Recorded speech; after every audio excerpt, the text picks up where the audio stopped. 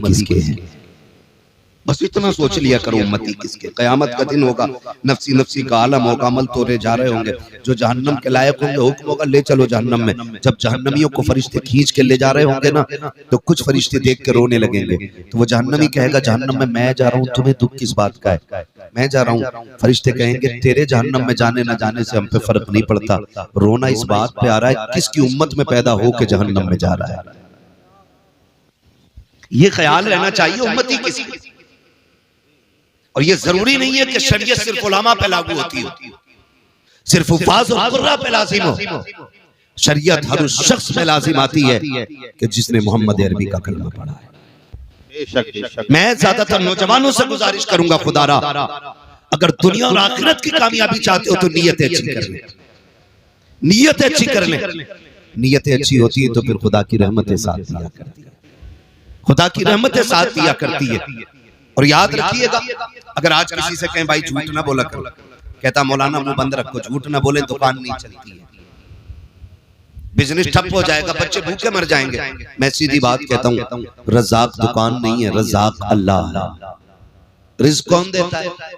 अल्लाह अल्लाह देता, अल्लाह देता। आज मोबाइल नीचे करके भाई डायरेक्ट सुन लो ना। आज जिसके पास मोबाइल है सारे निकाल के बैठ गए, मोबाइलों पे तो सुनते ही रहते हो, आज फेस टू फेस सुने। रिज़्क़ कौन देता है? अल्लाह देता है। सारे बोले कौन? अल्लाह देता है। रिज़्क़ कौन देता है? अल्लाह देता है। राज़िक़ कौन है? अल्लाह है। जिंदगी का मालिक कौन? अल्लाह है। मौत का मालिक कौन? अल्लाह है। रिज़्क़ का मालिक कौन? अल्लाह है। कौन फाके रखेगा, कौन पेट भर के खाएगा, ये फैसले करने वाला कौन? अल्लाह है। सारे बोले कौन? अल्लाह है। जब रज़्ज़ाक़ अल्लाह है तो फिर अल्लाह की बारगाह में लो लगानी चाहिए। बेशक बेशक। झूठ पे उम्मीद क्यों, मक्कारी पे उम्मीद क्यों? आज हालात क्या ऐसे नहीं है, जिस दुकान पे चले जाओ जो तोल के बेच रहा है वो 900 ग्राम दे रहा है जी, बेशक। और जो तोल के ले रहा है वो 1050 ग्राम ले रहा है। हक बात। ये हमारे तराजू की कंडीशन है। नापने पे आ जाओ, अगर नाप के बेच रहा है तो 90 सेंटीमीटर ले रहा है तो 10 सेंटीमीटर ज्यादा। बाट उठा के तोलने लग जाओ तो 1 किलो के बाट में 950 ग्राम। और अगर कोई अदद की बुनियाद पे बेच रहे हैं, गलत नहीं कह रहा हूं, आमों का जमाना आने वाला है, आगे पीले पीले रखते पीछे काले पीले रखते। आपने सामने से देखो बड़ा अच्छा आम है यार, ले ले, यहाँ क्या रेट है? 80 रुपए किलो का दे, एक आगे से 3 नीचे से। अगर खरीदने वाले ना ऐसे नहीं दूंगा। कंडीशन ये कि नीयतें बिगड़ गई। मुझे एक बात बताओ, मैं फिर खुल के ये बात कहना चाहता हूं, आज 1 बीघे में क्या क्विंटल अनाज हो रहा है? बोले 3 क्विंटल 4 क्विंटल तक गेहूं लोग ले रहे हैं। ये कंडीशन है आज। चावल किसानी से ताल्लुक रखने वाले लोग हैं, डर क्यों रहो? धान क्या क्विंटल बीघे तक का हो जाता है? 3 क्विंटल 4 क्विंटल 5 क्विंटल तक हाथ उठाए, शुक्र है किसी ने 10 का नहीं उठाया है, वरना लोग सारी पहुंच जाते। बीज का नाम हमें भी बताते, ठीक है ना?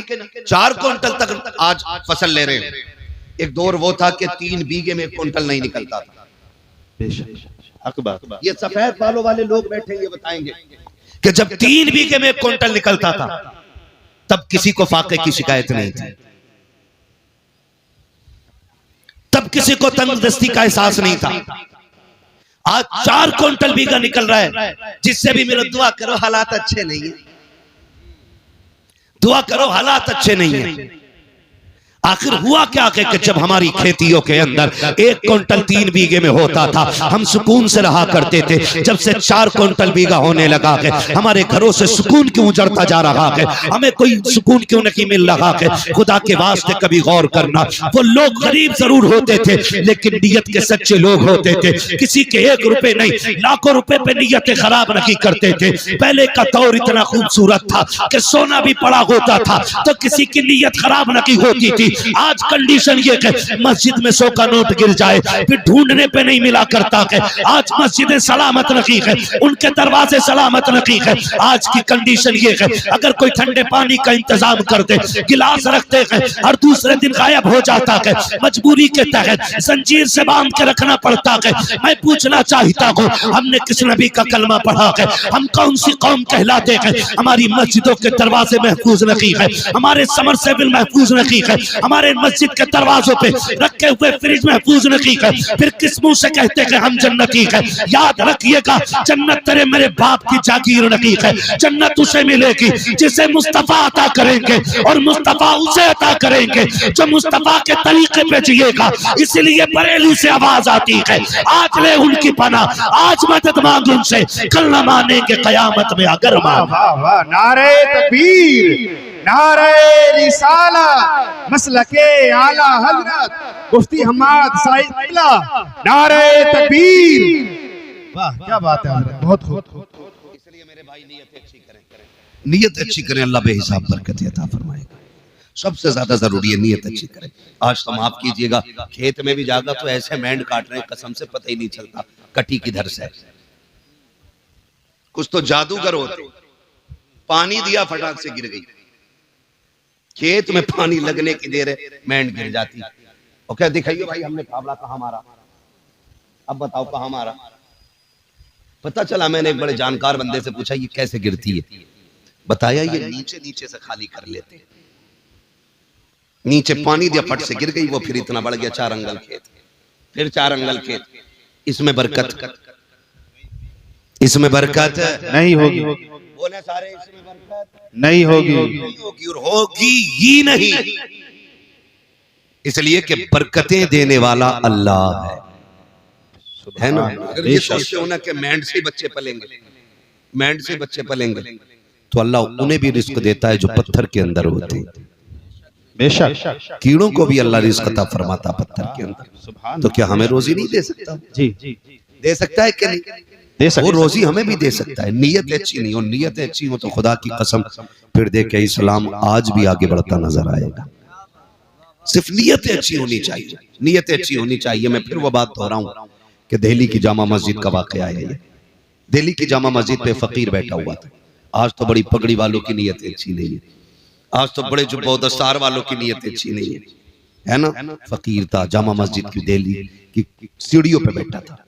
अब चूंकि एक खूबसूरत जगह हमारे मुल्क में तारीखी जगह जामा मस्जिद भी है, ठीक है, यहाँ पे जितनी भी तारीखी मकामात हैं शुक्र है वो सारे मुसलमानों के हैं, सारे मुसलमानों के, क्योंकि हिंदुस्तान मुसलमानों का है, मुसलमान हिंदुस्तान के हैं। बेशक ये बात याद रखिए, हमें कभी कोई यहाँ से अलग नहीं कर सकता, यहाँ से अलग नहीं कर सकता, नहीं कर सकता है। ये जितनी भी मुश्किलें आ रही है ना, ये हमारे अपने ही चापलूस मुसलमानों की वजह से आ रही है। जी जो दलाल टाइप के मुसलमान है ना, उनकी वजह से आज उम्मत पे परेशानी आ रही है। बेशक, वरना डॉक्टर इकबाल ने कहा था टल न सकते थे अगर जंग में अड़ जाते थे, पैर शेरों के भी मैदान से उखड़ जाते थे, दश्त तो दश्त है दरिया भी न छोड़े हमने, बहरे जुल्मात में तोड़ा दिए खोड़े हमने। ये हमारी तारीख रही है। आज 500 रुपए मुसलमान बिक जाता है, झूठी गवाहियां दे देते हैं अपने भाइयों के खिलाफ, अकबर झूठी गवाहियां। क्यों? 500 रुपए में तेरे बच्चे पल जाएंगे? क्या गुजारा 500 रुपए में हो जाएगा? अगर गुजारा 500 रुपए में हो तो मुझसे 5000 ले जा, लेकिन अहद कर कभी किसी मुसलमान के साथ गद्दारी नहीं करनी। रोना आता है इन बातों को लेकर के। आज हम किस मकाम पे खड़े हैं? आज हमारे मज़ारों की कंडीशन ये है, डीजे डांस तमाशे सारे हो रहे हैं, उम्मत की बेटियों की आबरू लूटी जा रही है, लेकिन मज़ार के सज्जाद खान को गैरत नहीं आ रही है। उनको तमाशे चाहिए, उनको वहां पर कव्वालियां और ढोलक चाहिए। मैं पूछना चाहता हूँ, कव्वालियों के नाम पे पैसों में आग लगाने वालों, कितनी बेटियों को आज कॉलेज के आगे नकाब उतरवा करके उनकी बेआबरू, उनकी इज्जतों के सौदे हो गए। कितनी बेटियों को एग्जाम हॉल में नहीं जाने दिया जाता, क्योंकि वो नकाब के अंदर है। कितनी बेटियों को स्कूल के दरवाजे से लौटा दिया गया क्योंकि वो गैरत वाली बेटी बन करके गई है। हमारी कौम के अंदर तमाशे देखने वाले भी हैं, कव्वालियों पर नाच देखने वाले भी हैं, लेकिन आज तक किसी को ख्याल नहीं आया है कि इन बेटियों की लुटी हुई आबरूओं को कैसे बचाया जाए, इनके पर्दों की हिफाजत कैसी की जाए। खुदा के वास्ते बंद करो ये तमाशे। जितने पैसे तमाशे पे लगाते हो उन पैसों को उठा करके बच्चियों के लिए किसी स्कूल का निर्माण करो, किसी कॉलेज का आप वजूद कायम करो, ताकि हमारी बेटियां गैर के दरवाजों की मोहताज ना रखे। ऐसे स्कूल बना दो कि जहां पढ़ने वाली भी गैरत वाली बेटी हो और पढ़ाने वाली भी मोहम्मद अरबी के दर की करी।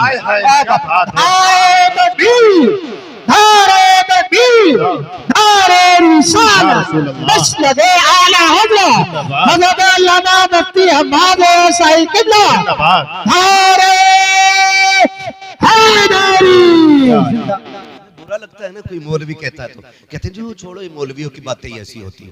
नहीं, मौलवी कभी अपनी तरफ से कुछ नहीं कहता है।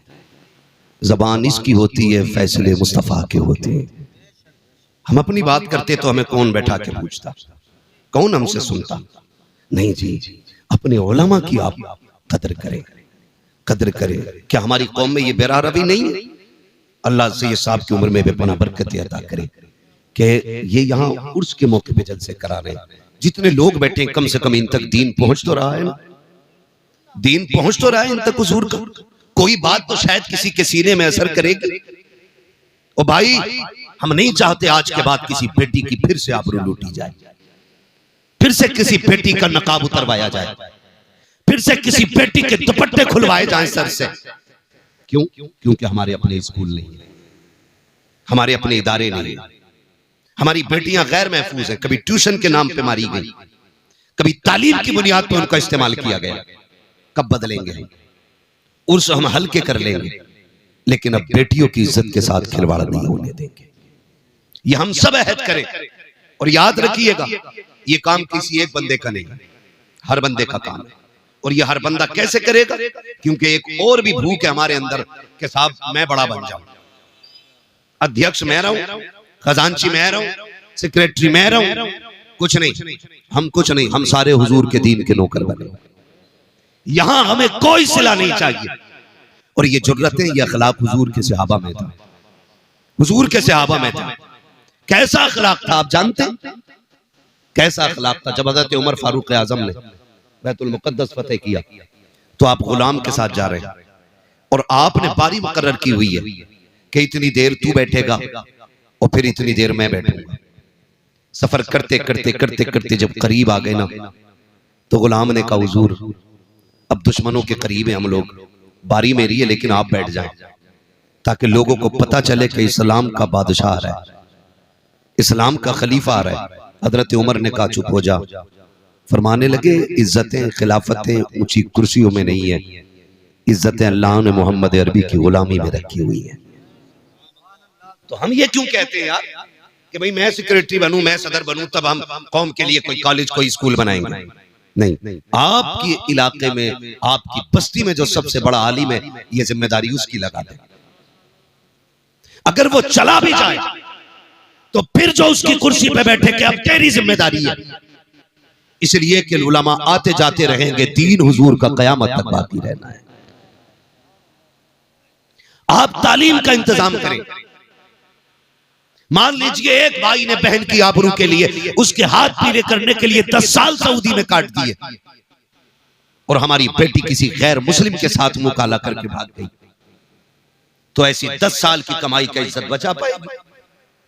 बोले बचेगी खानदान की इज्जत, बचेगी गांव की इज्जत? नहीं, पूरी नस्ल की नाक कट जाया करती है। क्यों ना उसी कमाई का 1 साल का हिस्सा हम उठा के ऐसी जगह लगाएं जहां इज्जतें बचती भी रहें, इज्जतें बढ़ती भी रहें। सुभान अल्लाह। ये हमारी आपकी सबकी जिम्मेदारी होनी चाहिए। लेकिन नहीं, ये सोचे तो वो सोचें जो इज्जतदार हों, जिन्हें इज्जत से मतलब ही नहीं है, जिनकी बेटी के दामन पे 70 दाग भी होंगे तो वो जहेज का लेप लगा के हर बेटी को भी आने की ताकत रखते हैं। ये फिक्र तो उस गरीब को होती है ना जिसके पास इज्जत के सिवा कोई दौलत नहीं होती।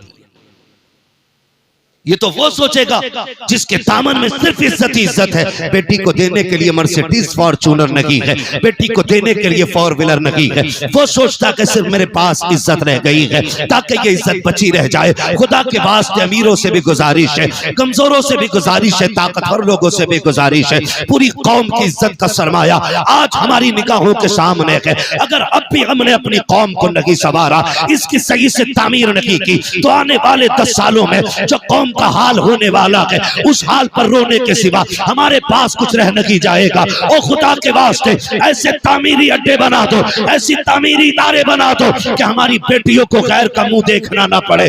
अरे बेटियों की बात तो छोड़ो, अगर बेटों को भी तालीम देनी होती है, हम गैर के आगे गधे बन के खड़े होते हैं, 10-5 लाख डोनेशन देते हैं, तब जाके हमारे बच्चों को एक अच्छी यूनिवर्सिटी में एडमिशन मिलता है। उसके बाद भी सीट के लिए हाथ बांधे खड़े रहते हैं। कब तक गुलामी करते रहोगे, कब तक दूसरों के तलवे चाटते रहोगे? बंद करो ये तमाशों की महफिलें, आगाज करो तालीम के मयार इदारों का, और ये जमाने को बता दो हम मोहम्मद अरबी के गुलाम हैं, ना कल किसी के मोहताज थे, ना आज किसी के मोहताज हैं। खुदा ने मुस्तफा के गुलामों को वो ताकत बख्शी है कि हम जब चाहे जहां चाहे वहीं से खड़े होकर के अपनी कौम की मयार का आगाज। नारे तकबीर, नारे रिसालत, बस लगे आला हज़रत जिंदाबाद जिंदाबाद। तो याद रखे, दीन की जिम्मेदारी हर मुसलमान की है। मिंबर से लेके नीचे तक, पीर से लेके मुरीद तक, उस्ताद से लेके शागिर्द तक, बाप से लेके सलामत रहे, बाप से लेके बेटे तक, सब पे लाजिम है। और दीन की जिम्मेदारी सबको करनी चाहिए, पूरी कोशिश रहे। जिस जगह पे बैठे हो ना, मैं बड़े फख्र से कहता हूँ, इस जमीन पे ना आज सिलसिले कादरिया, चिश्तिया, नक्शबंदिया, सोहरवर्दिया, चारों बड़े सिलसिलों का फैजान जारी हो सारी है। जिस जमीन पे आज बैठे हो, ये चारों बड़े सिलसिले आज यहाँ एक संगम बना हुआ है। यहाँ पे कादरी सिलसिले का फैजान भी है, यहाँ नक्शबंदी का भी है, सोहरवर्दी का भी है, सिलसिले चिश्तिया का भी है, चारों सिलसिलों का फैजान जारी है। मैं आपसे एक बात कहूं, आप अगर तारीख पढ़े ना, तारीख में बहुत बड़ा नाम सरकार मुजद्दिद अल-फैसानी का नाम है जी। समझ रहे मेरी बात जी? मुझे बात याद आ गई तो कह रहा हूं, दीन की जिम्मेदारी हर बंदे की है। कौन? मुजद्दिद अल-फैसानी। जब अकबर जैसा मनहूस बंदा खड़े होकर के दीन इलाही की बुनियाद डालता है, और याद रखिएगा, दुनिया को बता दो और आप भी ईमान मजबूत कर लें कि ये इस्लाम है, लावारिस नहीं है। जब जरूरत पड़ेगी अल्लाह फिर से कोई सलाहुद्दीन अय्यूबी पैदा फरमाएगा, फिर से इसी इस्लाम के अंदर मुजद्दिद अल-फैसानी आएगा। आप देखना, ये दीन लावारिस नहीं रहना। इस दीन पे मुस्तफा का बड़ा खास करम है। समझ रहे ना मेरी बात? तवज्जो है सारे लोगों की। पढ़े मुजद्दिद अल-फैसानी को। अकबर ने दीन इलाही की बुनियाद रखी, माअज़ल्लाह उसने जो रस्में पैदा कर दी थी, हद तो ये हो गई थी कि लफ्ज़ मोहम्मद नाम रखने पे पाबंदी लग गई थी। मोहम्मद नाम रखने तक पे पाबंदी लग गई थी। बहुत सारी बातें हैं, अगर फर्दन फर्दन जिक्र करूं बड़ा वक्त लगेगा। उस पुरफतन दौर में अल्लाह ने मुजद्दिद अल-फैसानी को पैदा फरमाया। जब किसी में जरूरत नहीं थी अकबर की आंखों में आंखें डालने की, तब मुजद्दिद अल-फैसानी ने आंखों में आंखें डाल के कहा था, खबरदार अपना मनहूस नजरिया उठा ले, इस जमीन के ऊपर अगर लगेगा तो मोहम्मद अरबी का दीन बाकी रहेगा, मोहम्मद अरबी का दीन बाकी रहेगा। ये मुजद्दिद अल-फैसानी ने नजरिया पेश किया। और जब आपने ये सख्ती पेश की, मुजद्दिद अल-फैसानी ने अकबर से कहा, तेरा नहीं यहाँ हुजूर का दीन बाकी रहना। और फिर दुनिया ने देखा, अकबर गया, जहांगीर आया, अल्लाहु अकबर, फिर वही नजरिए, और वो उसको बढ़ाना चाहता था। तो फिर मुजद्दिद अल-फैसानी ने उसके खिलाफ जबान खोली, जेल डाला गया। जेल क्यों जानते हो? अकबर के दौरे खिलाफत में सजदे ताजीमी को उसने जायज कर दिया था, जबकि दीन में सजदे ताजीमी हराम है। ठीक है जी? इस उम्मत में सजदे ताजीमी बोले हराम है। आज जो पीर सजदे करवाते हैं, ये खुल्लम खुल्ला हराम कर रहे हैं। और अगर इबादत का नजरिया हो तो फिर कुफ्र है। तो उसने सजदे ताजीमी की इजाजत दे रखी थी। मुजद्दिद अल-फैसानी ने कहा, नहीं हो सकता है, हम सजदा सिर्फ अल्लाह को करते हैं, बेशक बाकी किसी को सजदा नहीं करते। उसने कहा, यार इसका एक बार सर झुक जाए, थोड़ा ही झुकवा दो, फिर कौम के लिए दलील बन जाएगा कि मुजद्दिद अल-फैसानी ने सजदा कर लिया। मैं बताऊं एक तरकीब कहा, उसने कहा चौखट छोटी कर दो। जब आएंगे ना शेख अहमद फारूक सरहंदी तो फिर गर्दन झुका के आएंगे और इतना ही काफी हो जाएगा। लेकिन दीवाने की नजरों को जहां देख रहा है, दीवाना खुदा जाने कहां देख रहा है। चौखट छोटी कर दी गई। मुजद्दिद अल-फैसानी समझ गए कि ये चौखट छोटी क्यों हुई है। अल्लाह वाले भी अल्लाह वाले होते, लोग पहले सर बढ़ाते तो झुकना पड़ता, आपने पहले पैर बढ़ाए, सर सीधा रखा, अंदर आ गए। उसने देखा लो सर फिर भी नहीं झुका, उसे आया गुस्सा, उसने कहा जेल में डाल दो। किधर डाल दो? जेल में। किधर? जेल में। आज लोग कहते हैं ना सच की बात न करना जेल हो जाएगी, क्या करेंगे? पकड़े जाएंगे। मुजद्दिद अल-फैसानी ने कहा मंजूर है, जेल में डाला गया, लेकिन अल्लाह वाला जहां बैठ जाता है, वो कहा था ना किसी ने, अली वाले जहां बैठे वही जन्नत सजा बैठे। जेल के अंदर गए, जाकर के आपने वहां दीन की तबलीग शुरू की है, तो कैदियों से लेकर के सिपाहियों तक, सिपाहियों से लेकर जेलर तक सारे आपके मुरीदी के हल्के में आ जाते हैं, सारे आपके पीछे दस्तबस्ता खड़े हो जाते हैं। आपकी ये शान और शौकत देखी है। एक दिन जहांगीर की बेटी के ख्वाब में मुस्तफा जाने रहमत तशरीफ ले आते हैं। जब उसने ख्वाब में देखा सरकार आए हुए हैं, लेकिन आका करीम नाराज है। जहांगीर की बेटी ने कहा था सरकार नाराज क्यों है? कहा राजी कैसे हो जाऊं, मेरा बेटा तुम्हारी जेल के अंदर कैद है और मुझसे रजामंदी की उम्मीद रखते हो।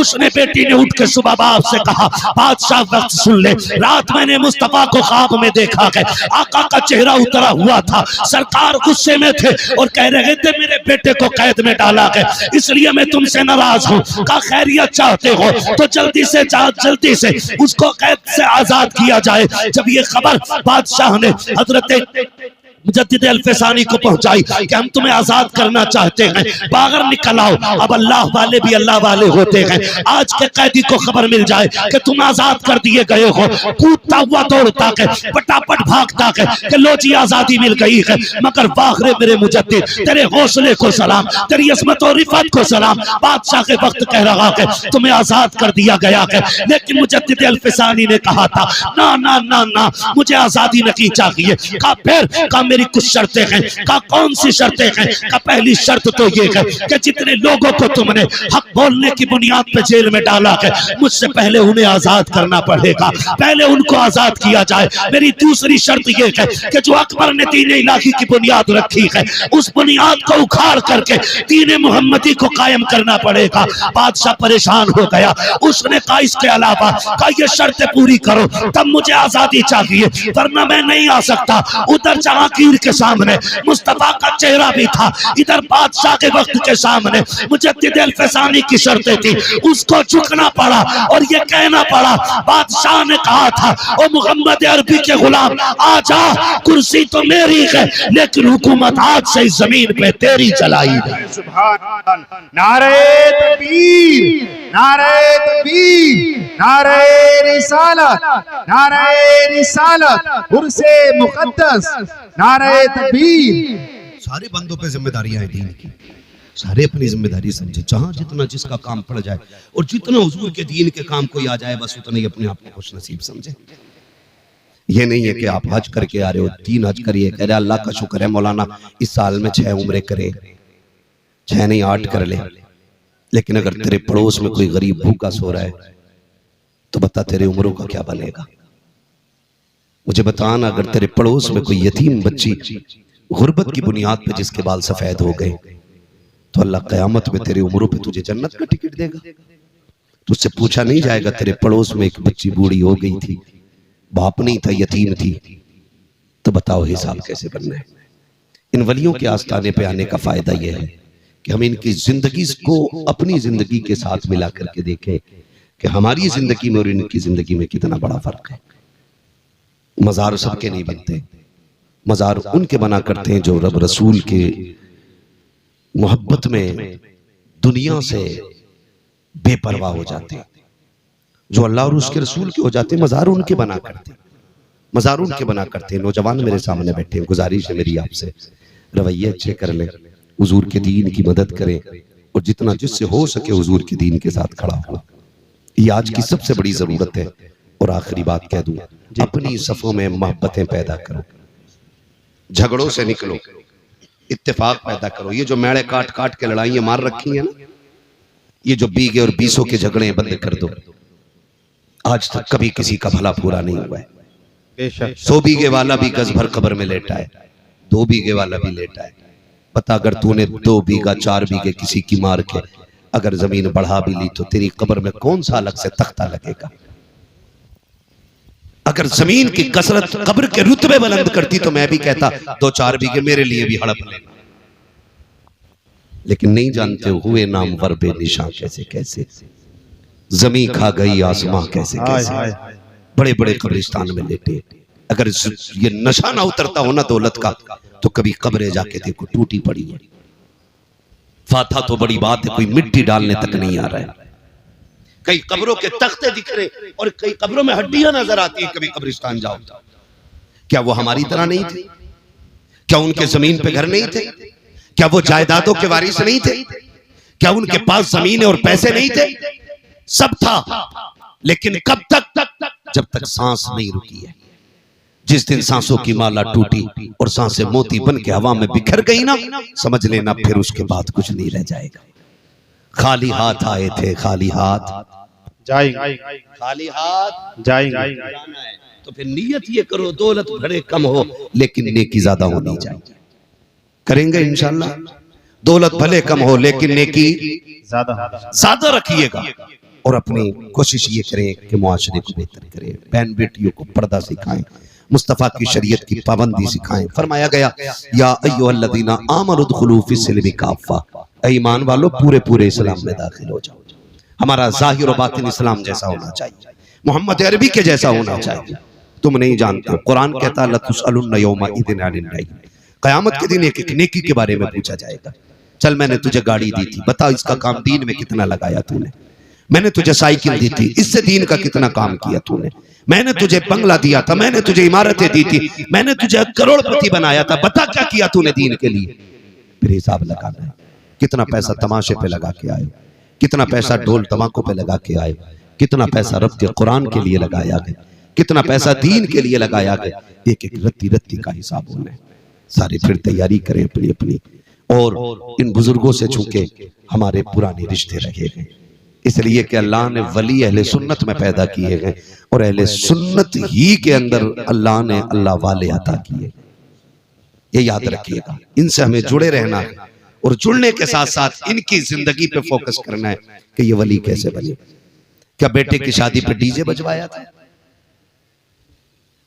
या बारात को खड़े होकर खाने खिलवाते थे? ये इनके मजार से आवाज आएगी बकलूल, विलायत डांस करने से नहीं मिलती है। विलायत रब को रात को रब की बारगाह में मुसल्ले पे खड़े होकर आंसू बहाने से मिला करती है। दिन में रोजे रखने से विलायत मिलती है, कुरान पढ़ने से विलायत मिलती है। ये सारी चीजें वो तब अल्लाह वली बनाया करता है। तो इसलिए मेरी गुजारिश है, बुजुर्गों की जिंदगी को अपनाओ, कुरान के करीब हो जाओ, मस्जिदों के करीब हो जाओ, मुसल्ले बिछाने के आदी हो जाओ, रब को रो के दिखाने के आदी हो जाओ। वक्त कट गया है, मौतें हो रही, अब तो होलसेल में हो रही। पहले इक्का दुक्का होती थी, अब थोक में हो रही है। पूरी पूरी गाड़ी साफ हो जा रही। हाँ, बारात से लौट के आ रही थी गाड़ी, 9 मरे उसके अंदर। क्या है क्या है? किसी बुजुर्ग से कहा था नसीहत फरमा दे, उन्होंने कहा था चल तुझे क्या नसीहत करे। कहा कभी जनाजे देखे? कहा हाँ। कहा जिसे जनाजों से नसीहत हासिल नहीं हो सकी उसे तकरीरों से क्या नसीहत मिल सकती है। जनाजे देखकर नसीहत हासिल करें। एक दिन हमें भी आना है, कह रहा जल्दी लेके चलो, मर गए फला साहब, जल्दी लेके चलो। इसे तू नहीं लेके जा रहा, ये तुझे लेके जा रहा है कब्रिस्तान। इसे तुम नहीं लेके जा रहे हो, ये तुम्हें लेके जा रहा है। और ये तुम्हें दिखा रहा है, देखो आज मैं आया हूं, कल तुम्हें यहां आके लेटना है। एक बल्ब कमरे का फ्यूज हो जाए तो जब तक लाइट का इंतजाम नहीं कर लेता, घुसता नहीं कमरे के अंदर। वो कब्र वो ठिकाना जहां कोई कुमकुमा भी नहीं है, एक चिराग भी नहीं है।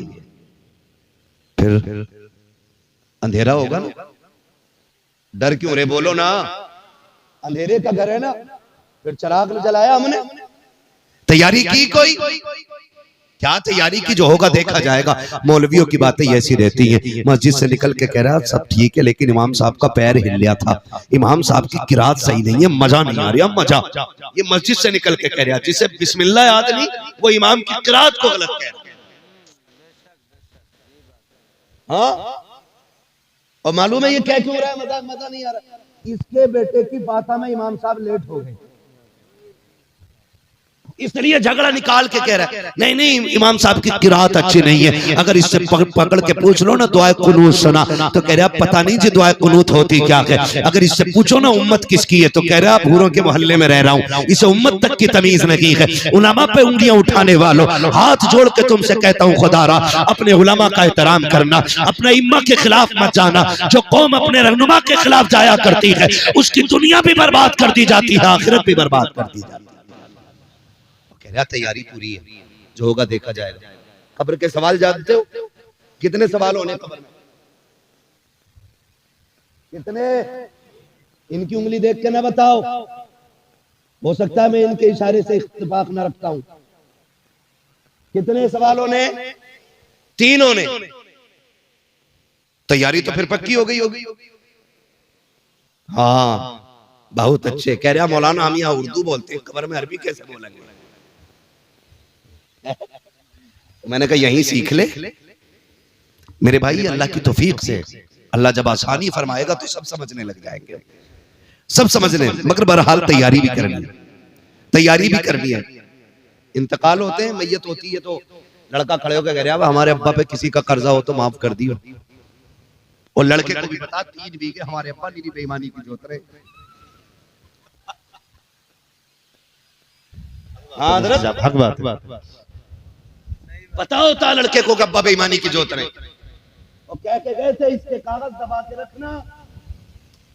और रस्मन कह रहा अब्बा ने किसी का लिया हो तो दे दियो, माफ कर दियो। पहले कह भाई मेरे अब्बा पे 3 बीघे बेईमानी की थी, वो ले लो नहीं चल के। उससे कहते तो कह रहा वो तो अब्बा ने तो बेईमानी करी थी, मैंने तो नहीं करी, हिसाब अब्बा देंगे, मैं क्यों दूं? ये कंडीशन हमारे बाप से मोहब्बत की है हमारे। कब्र पे खड़े हो कह रहा किसी का हक मारा हो तो माफ कर देना। तुम्हें पता है आज तुम्हारी माफी से कुछ नहीं होने वाला है। आज तुम जितने चाहो हाथ जोड़ लो, अब किताब बंद हो गई है, अब इसका रजिस्टर बंद किया जा चुका है। अब तेरी माफी से क्या होने वाला है, ये फिक्र तो मरने वाले को मरने से पहले होनी चाहिए थी।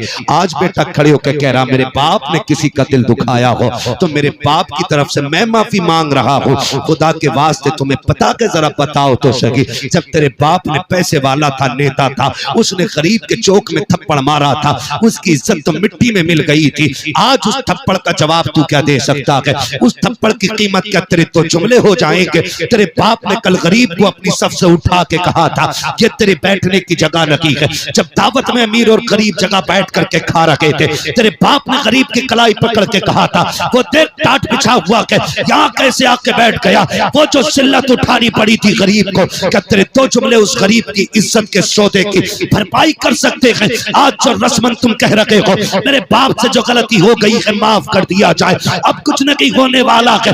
मशीकत का नकीब आवाज दे के कह रहा है नादान खैरत कर, खैरत कर, आज तेरी तौबा से कुछ नहीं होगा।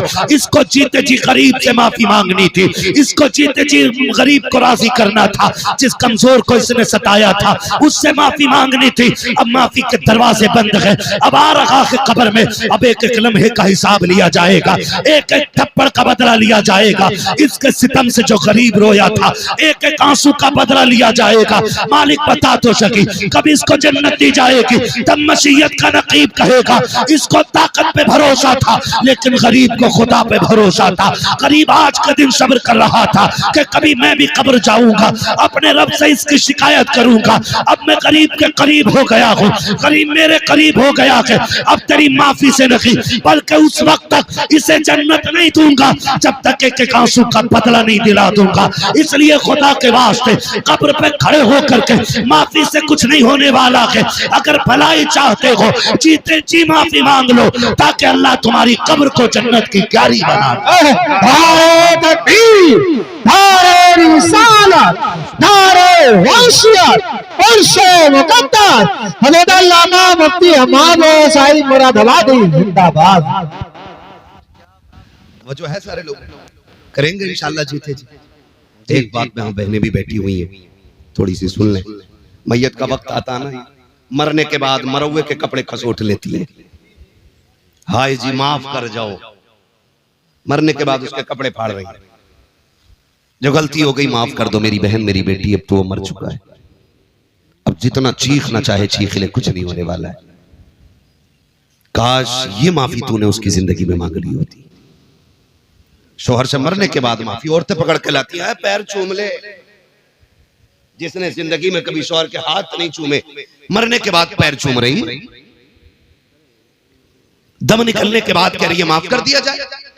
मेरी बहन बेटी सुन, तू कितनी शर्फ वाली है तू जाने या खुदा जाने, लेकिन कायनात में एक बहुत बड़ी शर्फ वाली जात को सैयदा कायनात खातून जन्नत फातिमा ज़हरा कहा जाता है। मेरी बेटियों, अपनी जिंदगी को जरा देखें और खातून जन्नत की जिंदगी को देखें। खातून जन्नत की वो जात है जिसने शोहर से पूरी जिंदगी कभी ऐसा सवाल नहीं किया जिसको लेकर के शोहर परेशान हो जाता। जब सैयदा कायनात के विसाल का वक्त आया ना, तो कहती अली दो बातें सुन ले। हजरत अली ने कहा था क्या बात है? झोली फैला के कहा था अली आज फातिमा कुछ मांगना चाहती है। तब मौलाए कायनात ने कहा था खातून आज तक कुछ मांगा नहीं, मांग। झोली फैला के कहती हैं अली कोई गलती हो गई हो तो माफ कर दिया जाए। ये जुमले खातून के थे, जौजा के थे हजरत अली के, और आंसू हजरत अली के निकल आए। आप कहते हैं कैसी बात कर रही हो, जितने साल मेरे साथ गुजारे कभी शिकवा जबान पे नहीं आया, आज तक कोई दुख नहीं पहुंचा मुझे, किस चीज की माफी मांग रही हो?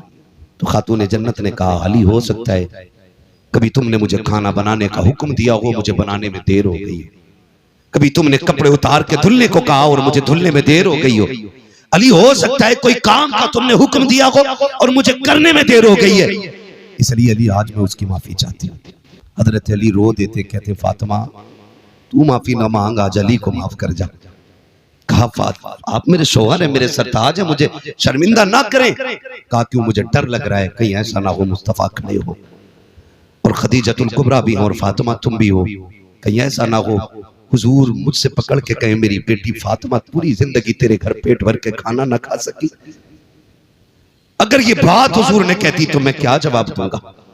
फातिमा तू बता, तू भी मुझसे राजी है कि नहीं? मैं अपनी बहनों बेटियों से कहना चाहूंगा, बहनों बेटियों जिंदगी 4 दिन की है, जवानी 30 साल की है, ये रंग बिरंगी जिंदगी के 30 साल है, इनको गुजरने में वक्त नहीं लगता है।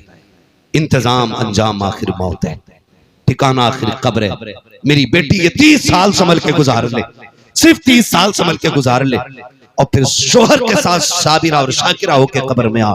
तेरी कब्र पे अजान ना भी पड़ी जाएगी, अगर तू साबिरा बन के कब्र तक आएगी तो रोशनी का इंतजाम करके जन्नतुल बकी से खातून जन्नत फातिमा ज़हरा आ जाएगी। ये हर बेटी से मेरी गुजारिश है कि अपने शोहर का एहतराम करे।